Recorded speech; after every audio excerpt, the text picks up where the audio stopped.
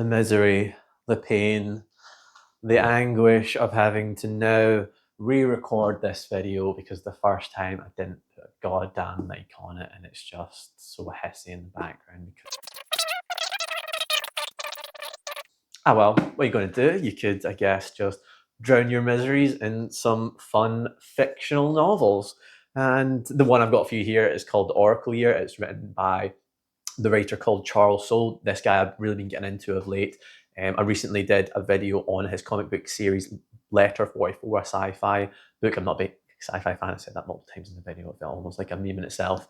And regardless, I really enjoyed that. So I checked out one of his novels because it was so good. Charles Soule has been putting out a lot of stuff. This one came out back in 2018 and all the reviews are really old now at this point. So it'll probably be nice for you guys to have a more recent one. But like I said, previously done Letter 44 as a review, and I'll be slowly working through all of his stuff. At the end of this book, he actually has about 10 pages of the start of his next novel titled Anyone. I mean, you can get on and decide whether or not you want to go on to that after you've got on this book and checked it out. This book and the synopsis of it does affect the world that it is within quite a lot. So it's just a normal modern day world. And the main character, Will Dando, he's a bassist, he's a musician, he's freelance, he somehow gets by living in Manhattan and New York. But basically what happens one day is that he wakes up and he has 108 predictions in his head from his dreams, so he writes them down, and as time goes by he sees that some of them basically come true. And when I say some of them, the ones that have dates on them, because they're generally dated. And as time goes on he realizes that these predictions are basically turning him into something of an oracle. So he puts up a website and he puts a number of the predictions up there and they come true and the world finds out about it. And that synopsis on its own was enough to basically just get me hooked on the book. And you can imagine yourself, like, what would you do? Like, Will is kind of balancing the act of the amount of finances that he could potentially gain from this. So he has a friend called Hamza who is an investment banker, and he's the only person that he's told, and he's basically helping him set everything up to keep the site online secure, because obviously our data is here, there, and everywhere. It'd be really easy for someone to track him, and he doesn't want that. He wants to remain incognito, at least for the start. It's like 400 pages, but you get through them fairly quickly. They're split up into 40 chapters, so it's like 10 pages a chapter, which I quite like. So you'll find that in chapter 1, 2, 3, you know, he's fairly like low key, and as time goes on, the cat and mouse game, people who are trying to find out about him. He's got like a number of really high powered enemies. They want to find him for a number of reasons, because you can't have someone like that in the world, whether it be from America's government because he's in America, or other governments that it's affecting because the predictions affect them. Some of the predictions are really small, like this is how much a sports team would score on a certain day, and people might bet on that, and it might affect people's careers and things like that, especially if they know beforehand it's definitely going to happen. And then other things that are a lot more major, sort of country or world encompassing events, like this certain crop within a country is completely going to be decimated and there's not going to be any more oil in this country, and so that's going to affect everything. That's going to affect the markets, it's going to affect people's jobs and whether or not people choose to live their lives there and things like that. So it's a big deal, and people want to basically find this guy and want to pay a lot of money to get the predictions from this guy, or even just ask him questions. So at a certain point, fairly early on, Hamza sets up a call with someone who's paid like a certain amount of money, and they say, why not get like a little bit of cash out of this? And they don't necessarily have to give away predictions, but they just answer certain questions, either like yes or no and things like that. And some of them they'll refuse to answer because they're not within their specific specifications. But that's one of the things that can happen.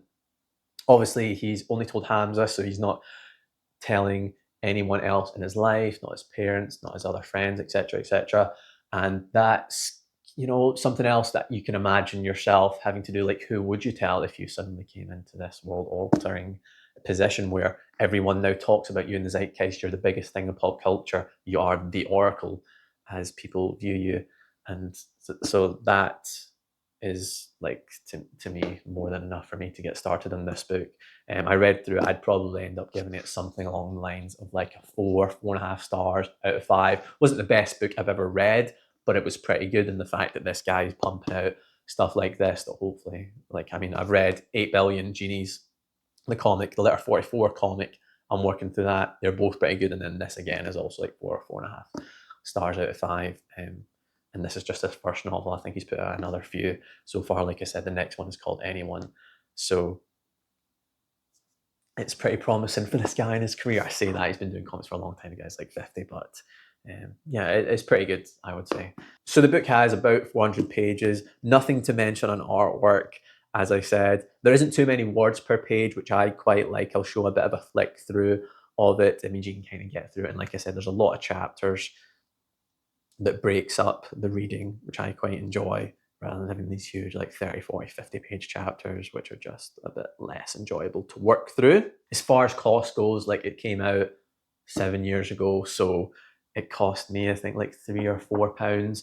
And again, you can see some results on eBay here. It is really, really cheap, and it's definitely worth checking out. If you can get it from a library or a friend, all the better. I've already done a review on the Letter 44 written by the same guy. It's a bit different as a comic book series, but like I said, pretty much everything I've seen by this guy turns to gold. You can also check out 8 Billion Genies as well. It's just like a one-shot comic book.